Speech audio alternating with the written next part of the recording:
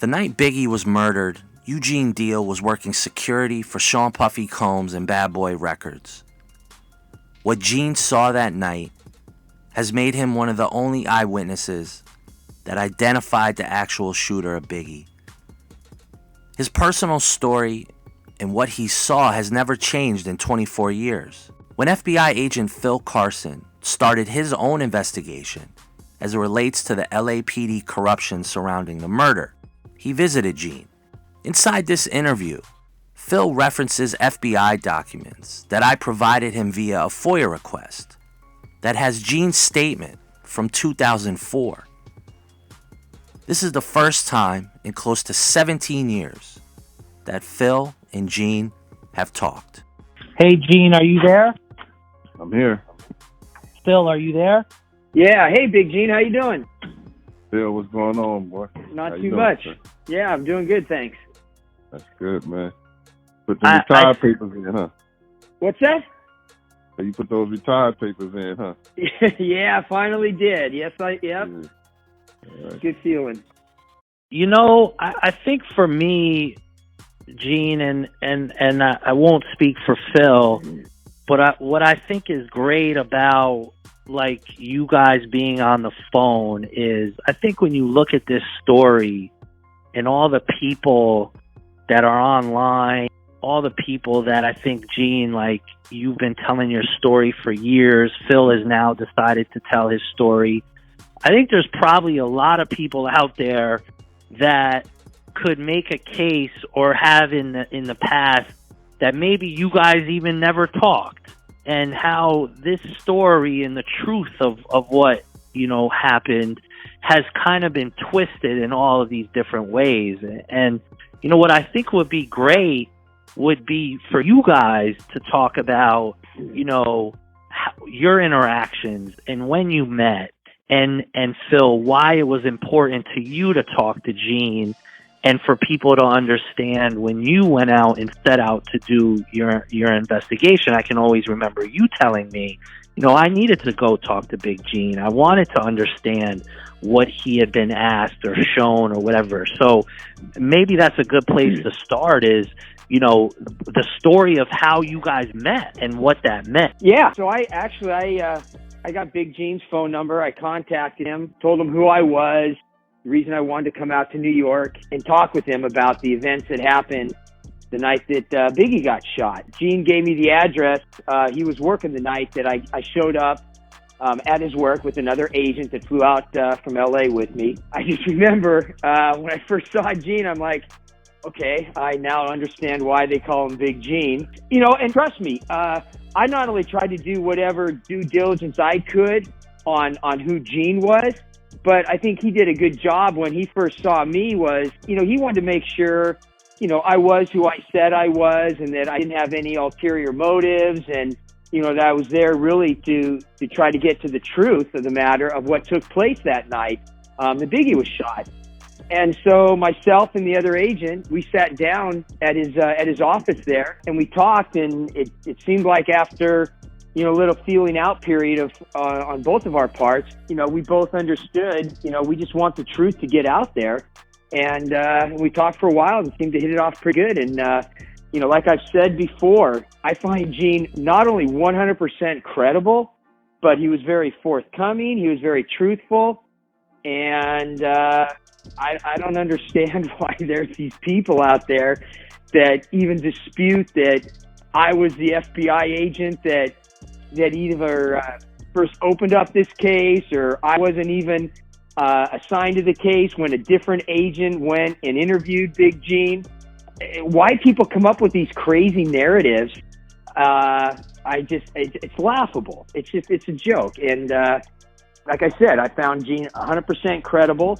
I corroborated a lot of the things that he said with not only other people that were there at the scene, but you know, some other things that I was able to do, and I thought that was important.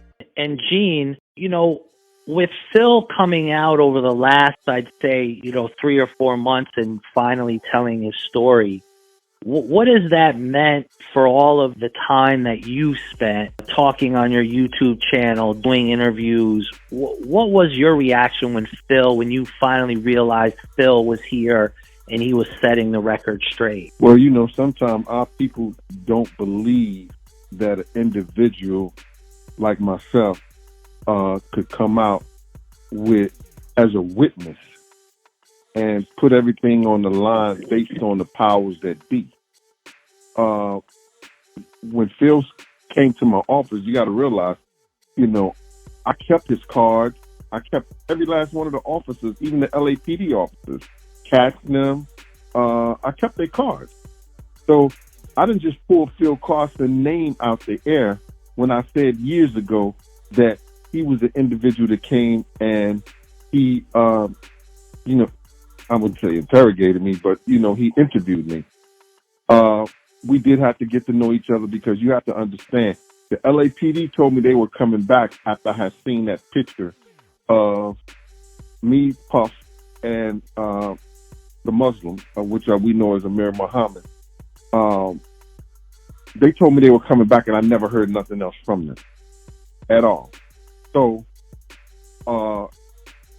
me coming out here and giving the people, as a witness, the information that I saw, the things that I saw, the things that I heard, and Phil coming to collaborate and say, yeah, me and Gene did have that conversation. Me and Gene did do that. That's coming from an FBI agent.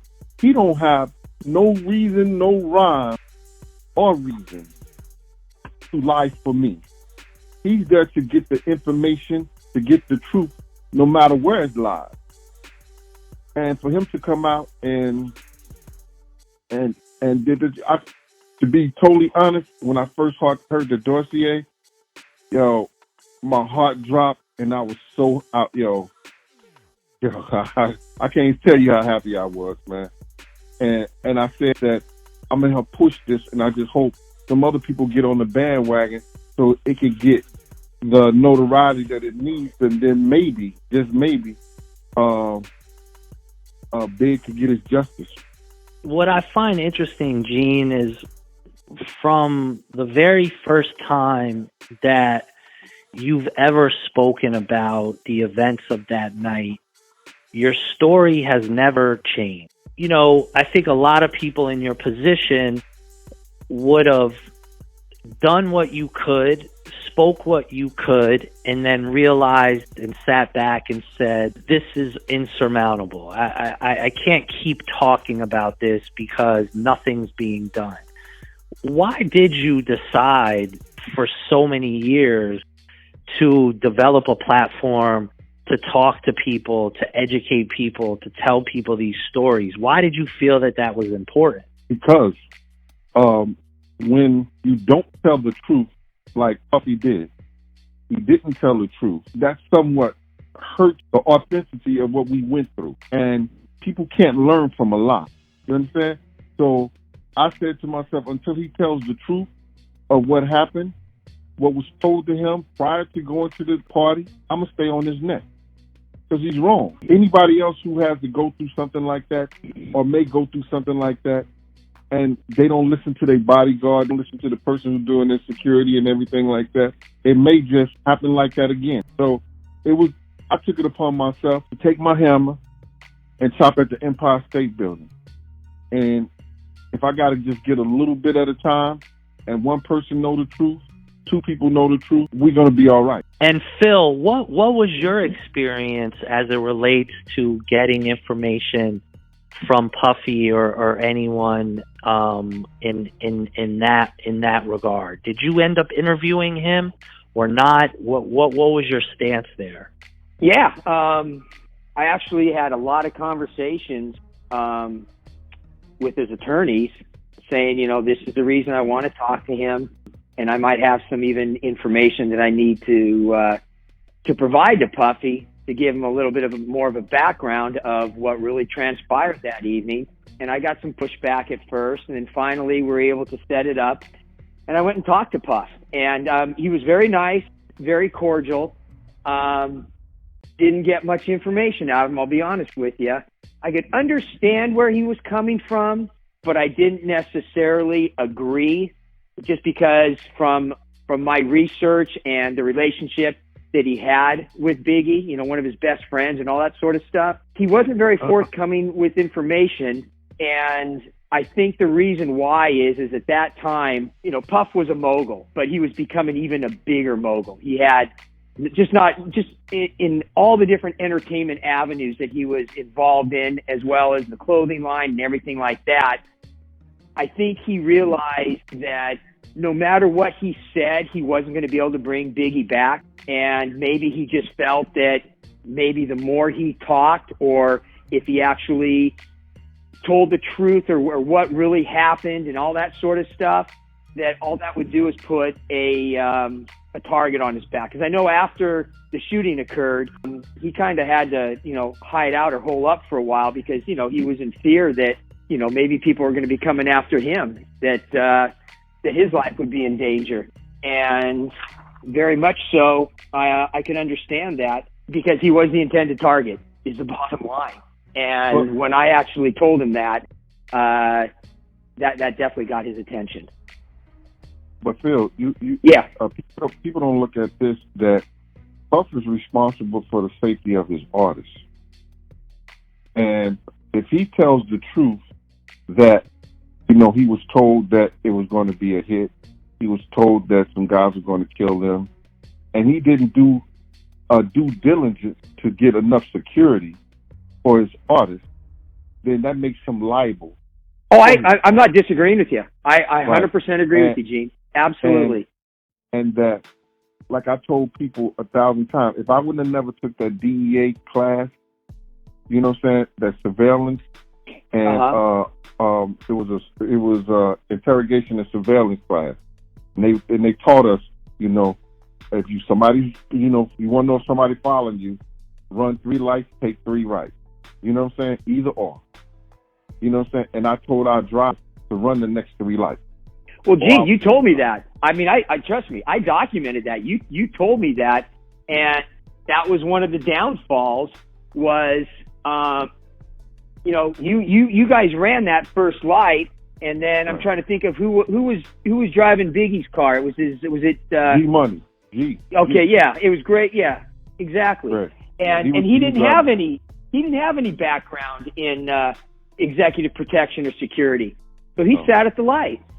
And that created a sitting target, a stationary target for the shooter.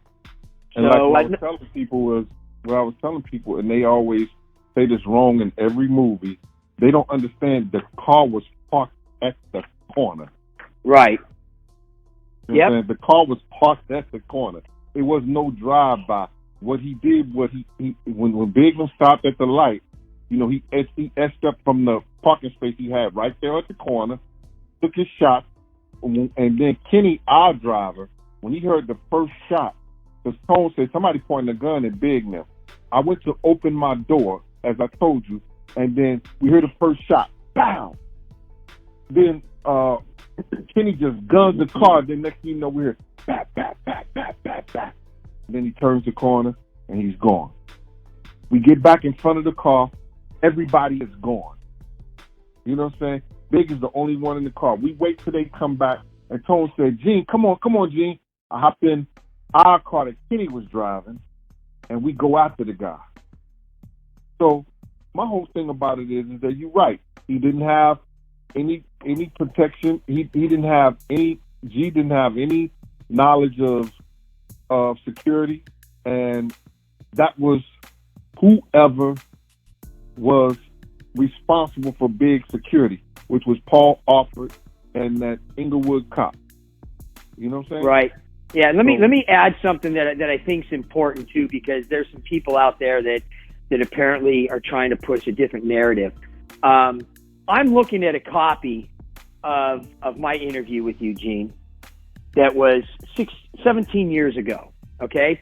Everything that you just described right now that took place, detail by detail, is exactly what you told me 17 years ago.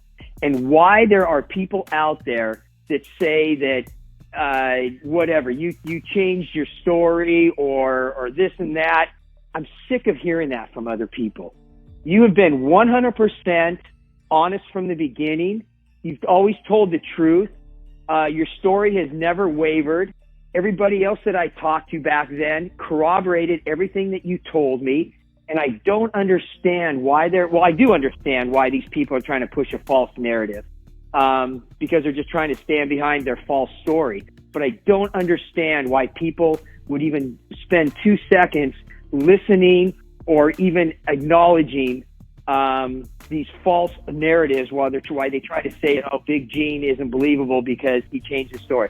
I'm here to tell everybody you are believable, and I wish these other people that dispute that would just shut up and go away, because that's getting tired and old. They're not going to do Seriously. that. No, they're not.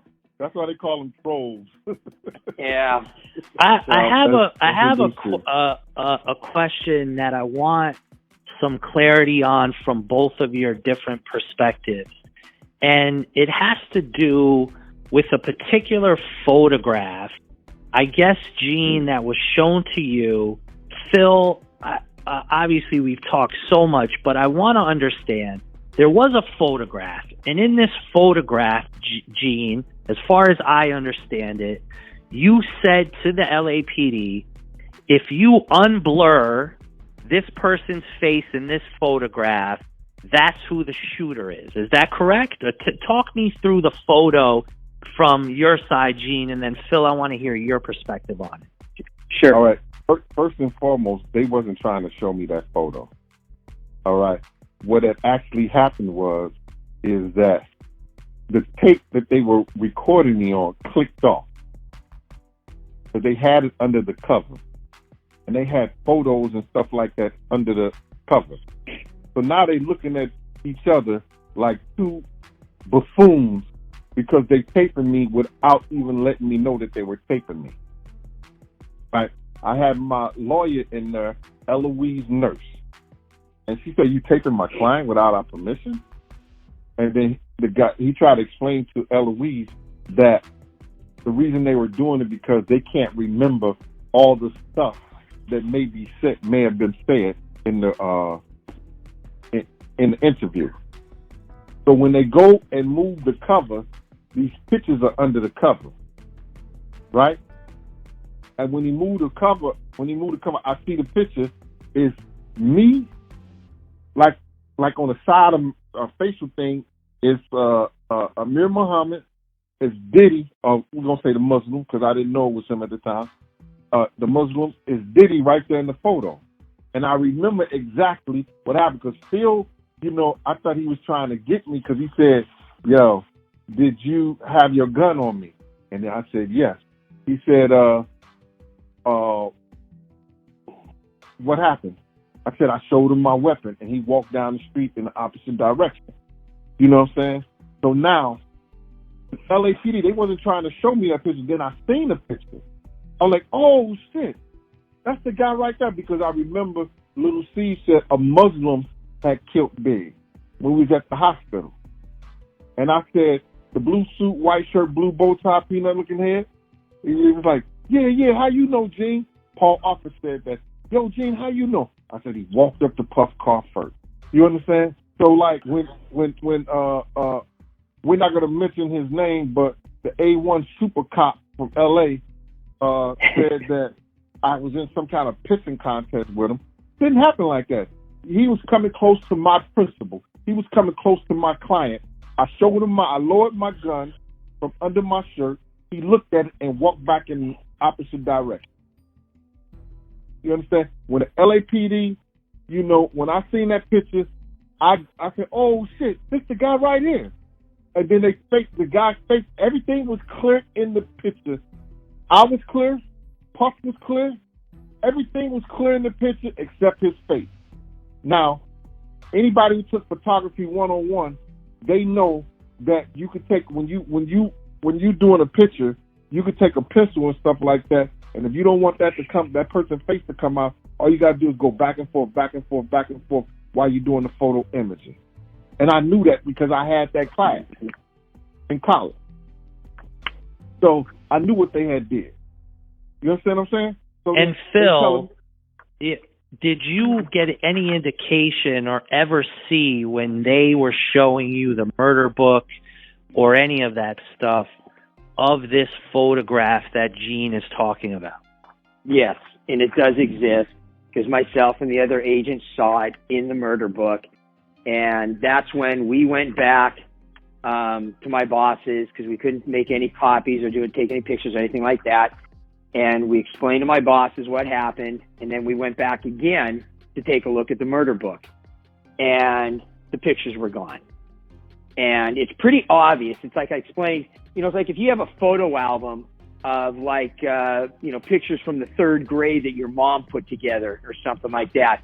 And there's like 4 pictures on page and you keep flipping the pages. And then suddenly you see a couple blank spots where it was obvious pictures would have been, and those pictures are no longer there. And we noticed that. That's when I wrote up a document. My bosses signed it.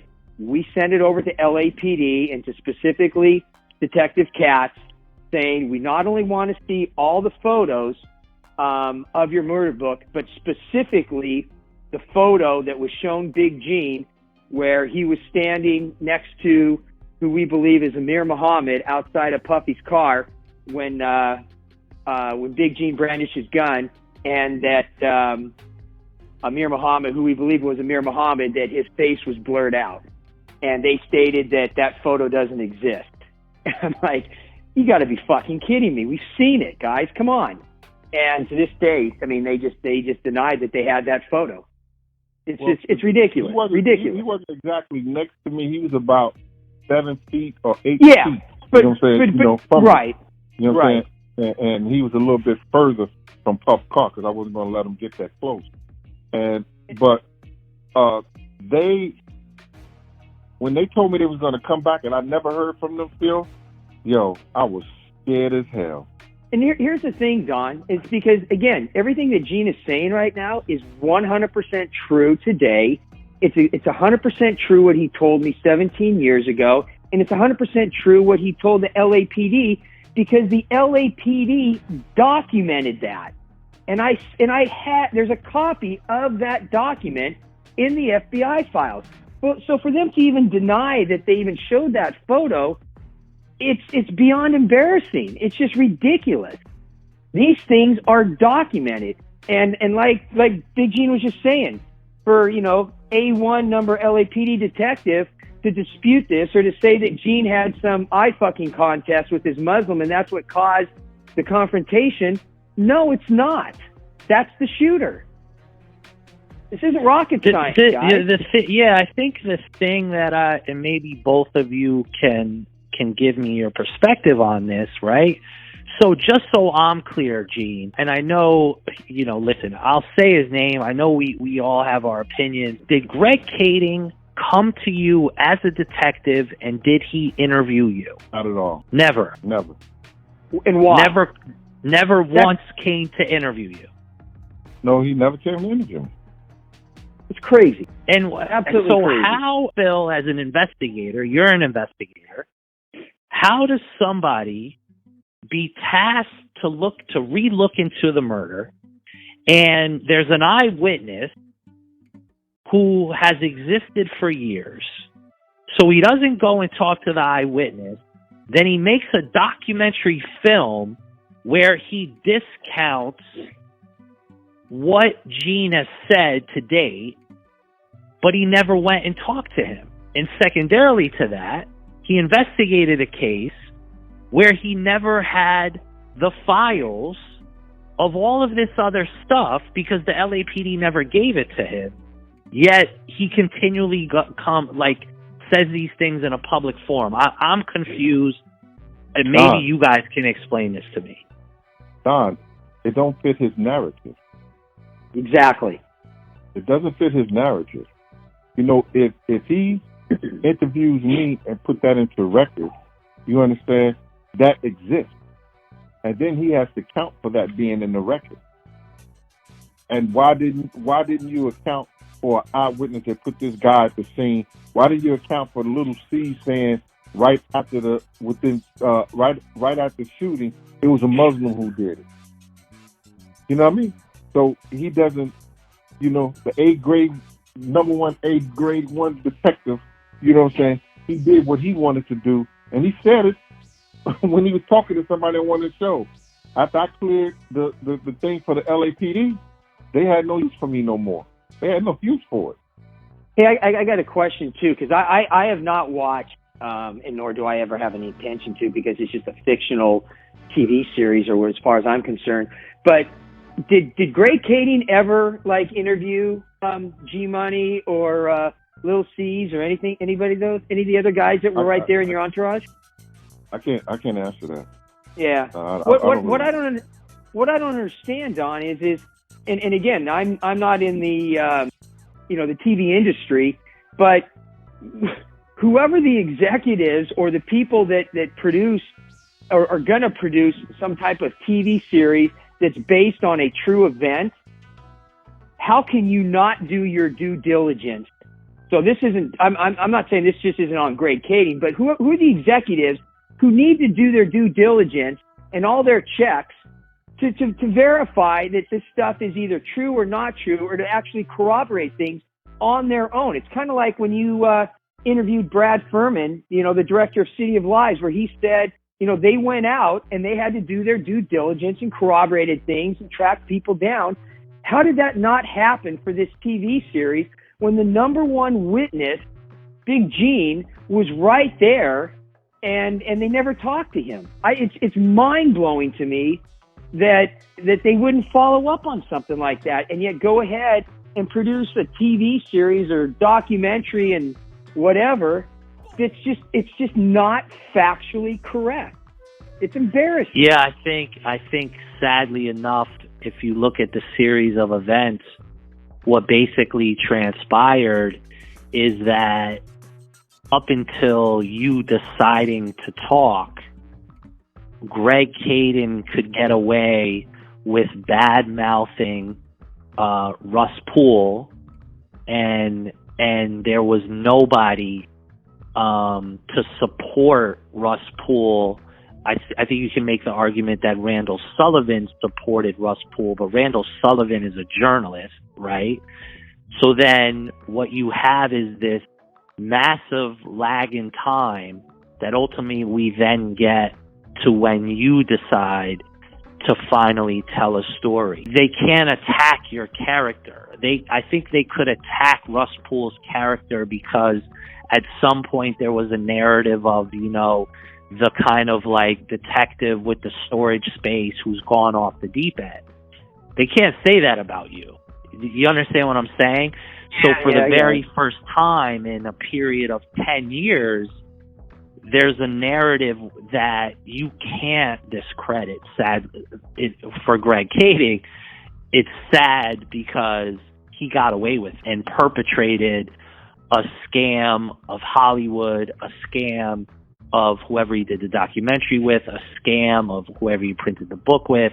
And so, unfortunately, it is what it is for us to land here today. And again, I challenge anyone to give an alternative narrative to what we've presented here in close to 20 episodes of the dossier of evidence of other people speaking, and more importantly, you going on the record. And obviously, we can go on for days about that. I don't mean to cut you off, man, but I have to ask Phil, because if I don't ask Phil this, my friend Charlie out there in North Carolina, he's gonna be so mad at me, man.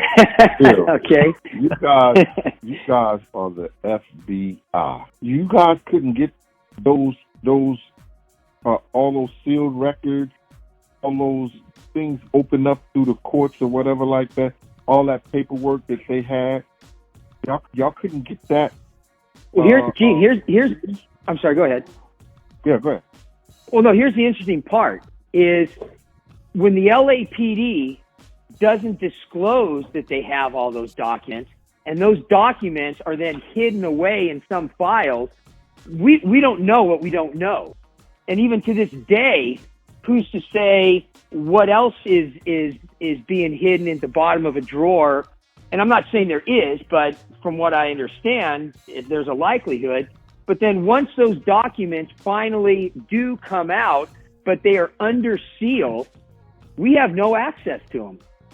We have, I hate to say it, but there's no way that we can get our hands on that. And here's the sad thing, and understand, I don't have anything against the LAPD. I have something against certain people at the LAPD. But I have a lot of friends that work there. I had a good working relationship with them. And unfortunately, there's always a couple bad apples that they kind of, ruin it for everybody. Because of the working relationship the FBI has with the LAPD, it's not like if I have to go to a company and I need to subpoena a bunch of records.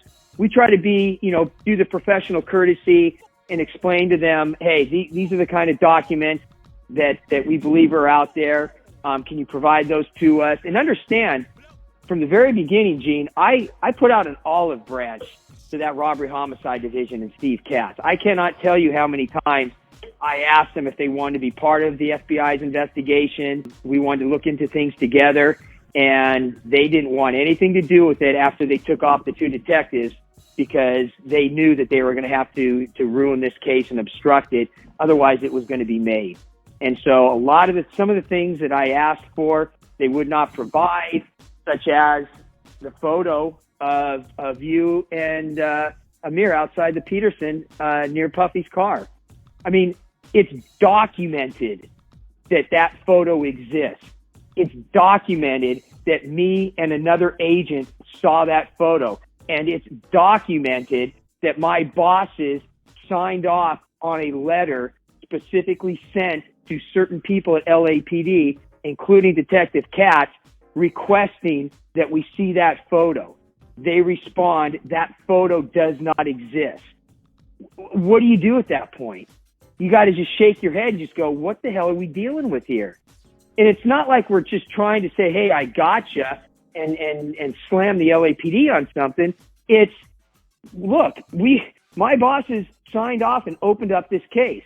The FBI is doing their job. The FBI has reached out to the LAPD detectives to be part of this case, and they decide they don't want to be then. And so, if they're not going to hand over these documents, you're kind of stuck. And again, some of the documents that I believe are out there that we've never seen, I don't know if we're ever going to see them unless somebody else decides to open up the case. And I think, Gene, just to add to Phil, what you have to understand, and is very important, and we're trying to get Perry Sanders to come and talk to us about questions like you just asked. Even, for example, with the civil trial, at a certain point, what the LAPD really did is they went to the federal judge and they said to the federal judge, hey, we have new information, and this is now an active murder investigation. Now, under that premise, and you can correct me if I'm wrong, Phil, the minute they tell the federal judge this is still an active murder investigation, that then allows them to control what Perry Sanders could see, what the Wallace family could see, what could be brought into court, and what could be buried in what Randall Sullivan likes to refer as to like a safety deposit box somewhere in downtown Los Angeles. Correct. And the unfortunate, I guess it's both fortunate and unfortunate, is the fortunate thing is there is no statute of limitations on a murder. The unfortunate thing is because of that, the LAPD can say, hey, this is an ongoing investigation.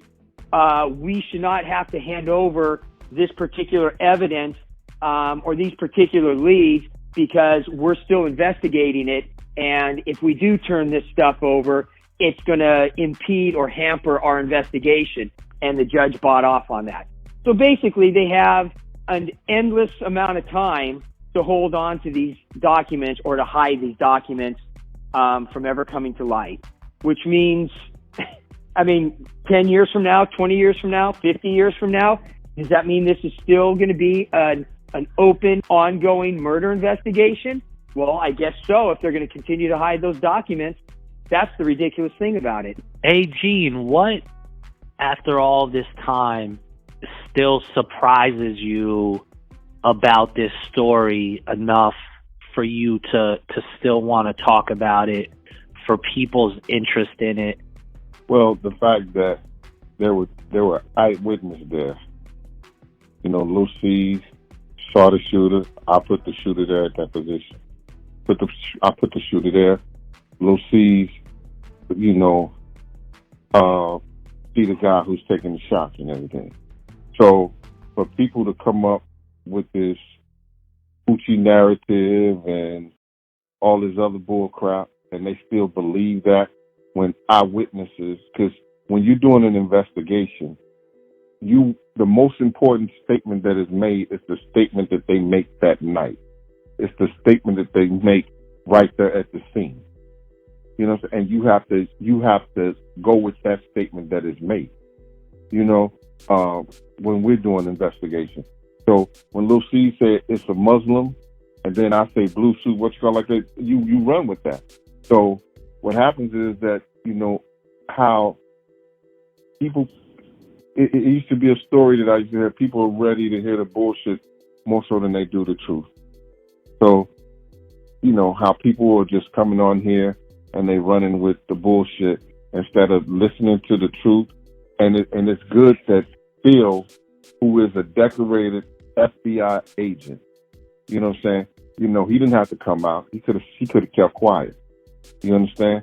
But because he wasn't allowed to do his job just like Russell Poole, you understand? And he has the paperwork. He has the documentation. He has everything to put on the table to show you this is what we tried to do to find Big's killer. And I wasn't allowed to do that.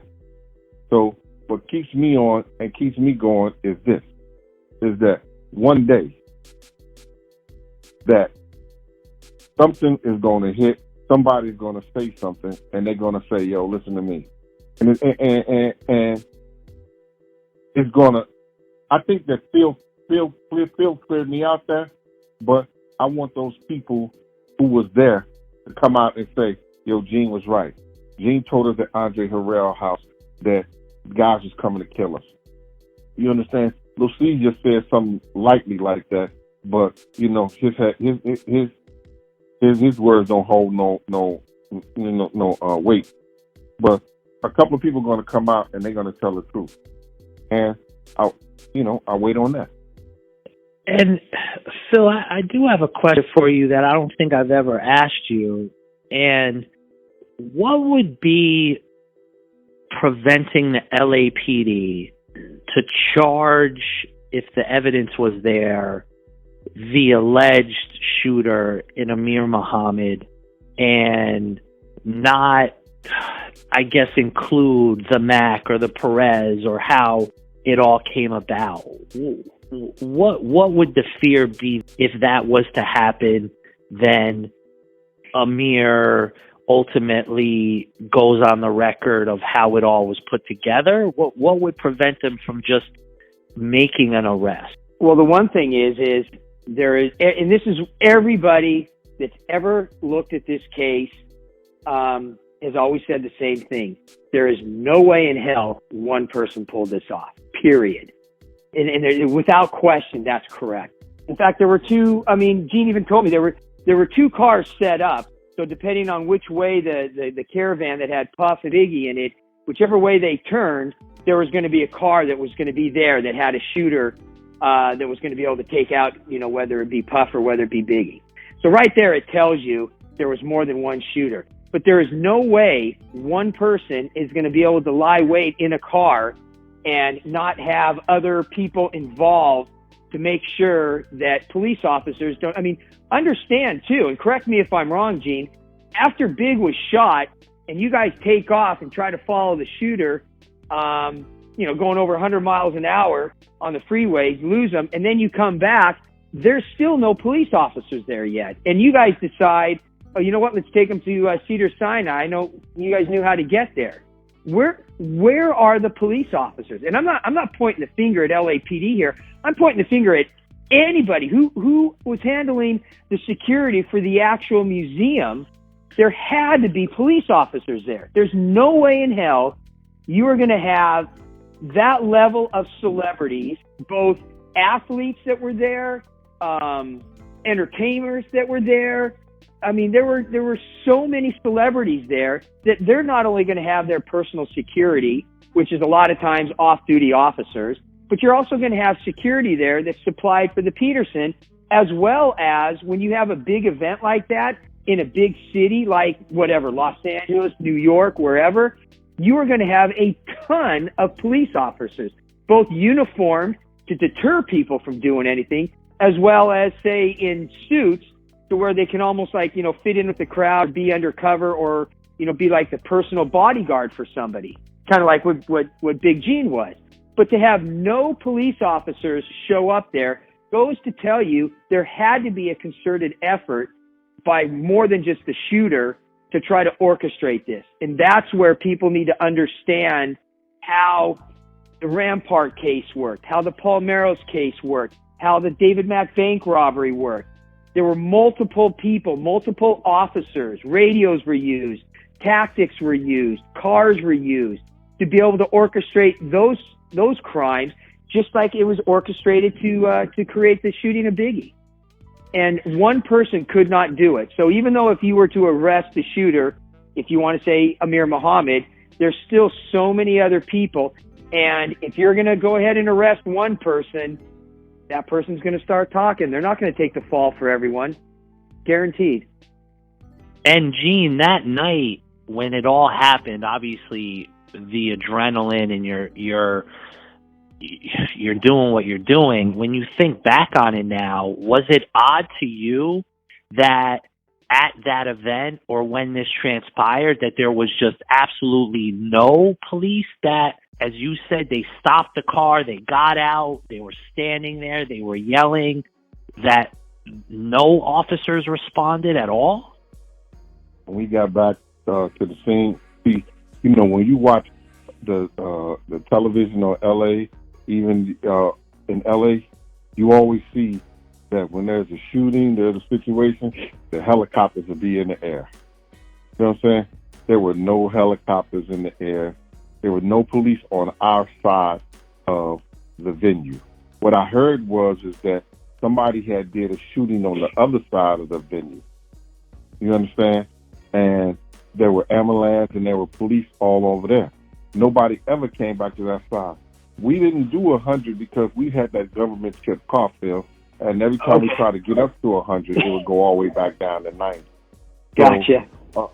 So we was never going to catch it. And then when we got back, police still wasn't there. I walked down to the in the middle of the Peterson, and that's when I heard DJ Quick.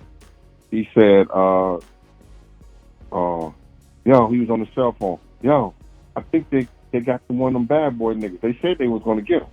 And then I'm walking towards him, and Paul runs down and says, yo, G, come on. We leaving. We taking Big to the hospital. And he's grabbing at me. And I said, okay. So we go back up to I go back up to the car. And Kenny said, they asked Kenny, you know where the hospital is? He said, yeah. We didn't know it was a hospital we didn't know it was a hospital like 2 blocks away.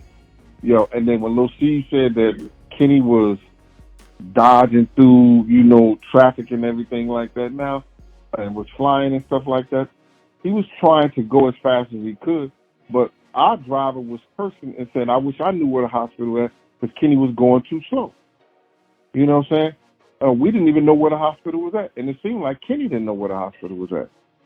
In closing here, Gene, is there any questions, and you can ask as many as you want, of Phil, of his sort of investigation, or things that you've been wondering that you haven't had answers for, that maybe he can bring some clarity to? And Phil, I pose that to you too. Do you have any questions for Gene as it relates to anything we didn't talk about? Well, I would like to ask Phil that, is it true that, because this has been said, that because of Big's status, and what it would cripple the city, him being a gangster rapper and everything like that, that there were forces that wouldn't allow them to get to the truth that was played? What I can say to that is, and I stated it, earlier on, is I was contacted by one of the attorneys for the city of Los Angeles, and they told me it was at the end of a day, and they said, "Hey, we need to talk with you because you've been put on a witness list by Perry Sanders, and we cannot have you testify." And I'm like, I don't even know what you're talking about. I don't know about any witness list or anything like that. And they said, well, yeah, prior to the trial starting, one of the requirements is all the attorneys, they have to, both on the plaintiff and defendant side, they have to provide a witness list. And Perry Sanders provided you as one of the witnesses they plan on calling, and we cannot have you testify. And I'm like, this is the first I've heard of it. They go, well, we need to talk to your bosses. And I said, okay, when do you want to meet? They go, we'll be at your office tomorrow morning. Well, first of all, they don't usually come to the FBI office, and to do it that quickly, it was obviously a big deal. So I go ahead and I set up a meeting. I had all my bosses there, and that's where, and it's documented, like I stated before, point blank, they say, if Agent Carson were to testify, we stand a 50-50 chance of losing a $500 million or $600 million civil lawsuit, and we can't afford to have that happen. And the FBI said, okay. And the FBI didn't make any determination at that point, but the case never went to trial, so it kind of got left at that. But just the fact that the city attorney's office was trying to squash me testifying and some of the other things that the city attorney's office tried to do to discredit me by making up these false narratives and false ruses that ended up getting the lead city attorney on this case fired and taken off the case because he was going to get sued by me and the FBI.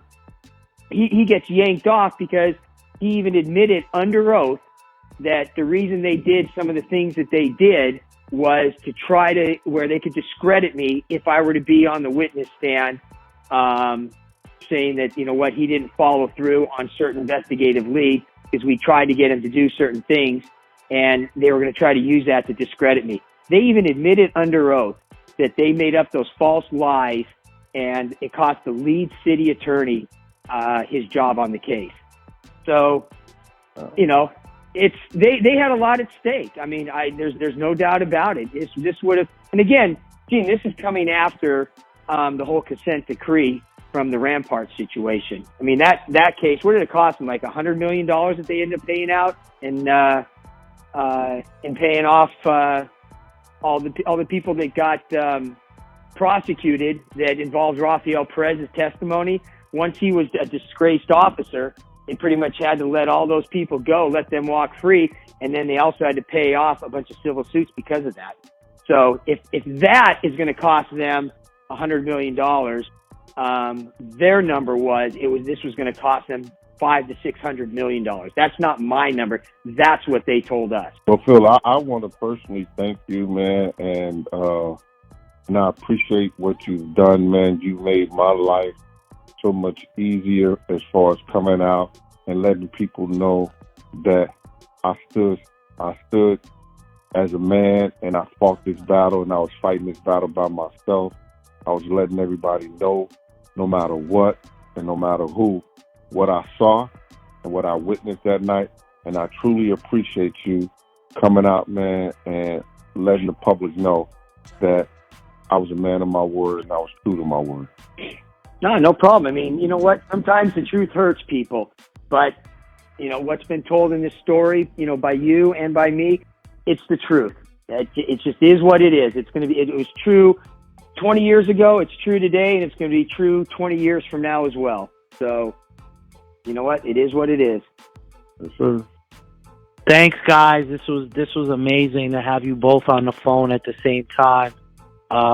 If there's any other follow-up, I'll get in touch with both of you. All right. Thank you. All right, man. Good talking with you again, Gene.